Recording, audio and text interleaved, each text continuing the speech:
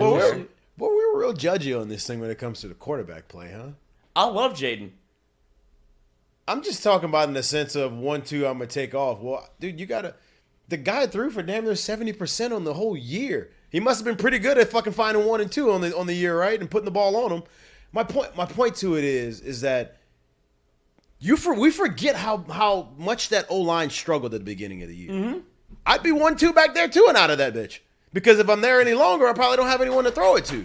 I got those things. That's all that stuff takes time, man. And I think a lot of that, what you saw from Jayden in the beginning of the year, new system, new O-line, new coach, new voices, that stuff takes time.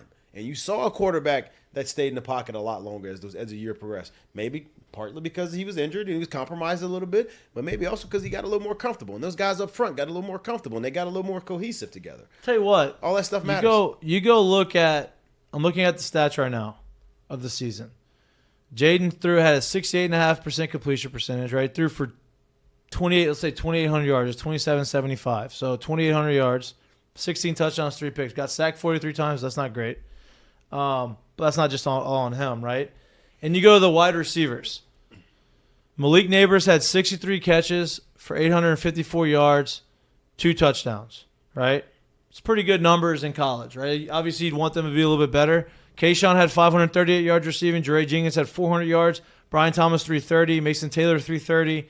So my point is you had a bunch of guys that he was spreading the ball out to. You just didn't have one guy who was getting the majority of the yards.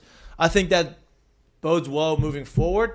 I would like to see them be a little bit more explosive in the passing game. I think, to your point, that comes with being around each other more, playing together, and building that chemistry. Yeah, they didn't have any time together. Right. You, like I said, you kind of forget that Kayshawn was hurt and wasn't able to practice with Jayden, and Jayden comes into a new system. I think all of this was fresh for everybody. And I would love to see Jayden come back, and I love that Kayshawn's coming back. And I think that if you give them the opportunity to practice together for more than God knows how many reps they got together, and then it wasn't what you saw, but because what did Kayshawn do in his first 3 games? Can I? Yes. I'm not changing the conversation, and I'm not comparing. I just need people to understand when you have new voices, new teammates, new coaches, all this stuff, how that stuff takes time to get together, like why it takes that. Can you tell me how many touchdowns Joe accounted for in 2018? Oh, 18. 16. Can you tell me how many accounted for the next year? 60. 60. I think we all know that one. Yeah. Right? So can you tell me how many yards Joe threw for in 18? Under 3. 28.94. Yep. So similar. So about what, 100 yards less than, or more than Jayden? Yeah. Without the rushing? It takes time. Yeah, without. No, I agree. So nobody saw what Joe did next year. Nobody said, "Oh, that's going to be your Heisman winner next year, and he's going to count for 60 touchdowns." No, he's projected to go undrafted. Nobody saw that, and I'm not saying that Jayden's going to do that. I'm just saying that stuff takes time, and that's I think really not so much this room. I think outside because I ran into someone randomly this weekend that was just like, and I'm not saying he didn't. It was just like, God damn, Nussmeier looked damn good in that game. I'm thinking in my back of myself, I'm like, unless something catastrophic happens, he ain't gonna start, bro. I'm just kind of letting you know that right now. Like I don't If it's really not know. Jayden, I think Walker has a better shot than Nuss.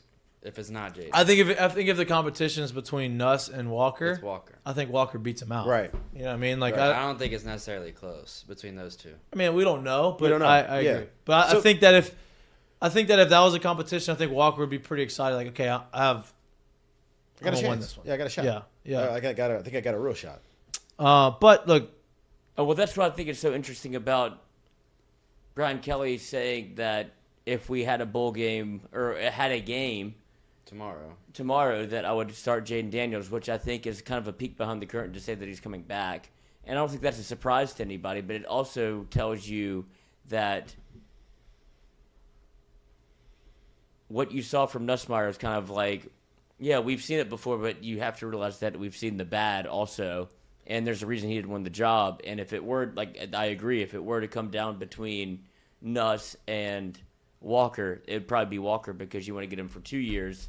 Because if you have to start playing the transfer portal game and do all that stuff, then you have to pick one. But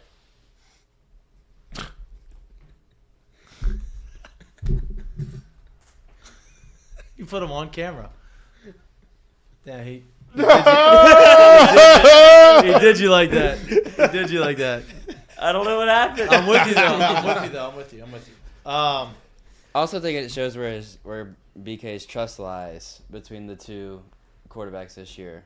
Like, Jayden might not be 100% yet, but if it was tomorrow, he'd be playing. And knowing what I just found out, reading that stuff too, I would imagine that was a big seller in the conversation with Kayshawn. No. Like, hey, look, this is what Joe did that year. This is what they did the next year. You don't think? Well, he Jayden saw can it. The make a same jump? thing. Same thing happened with Jamar. Right, exactly. Like I would imagine that's probably a big. Well, part Jamar of was the a freshman in 18, but still, you saw the conversation. jump. It's new players. Yeah. It's new players. Like, We'll see. I'm glad they're all coming.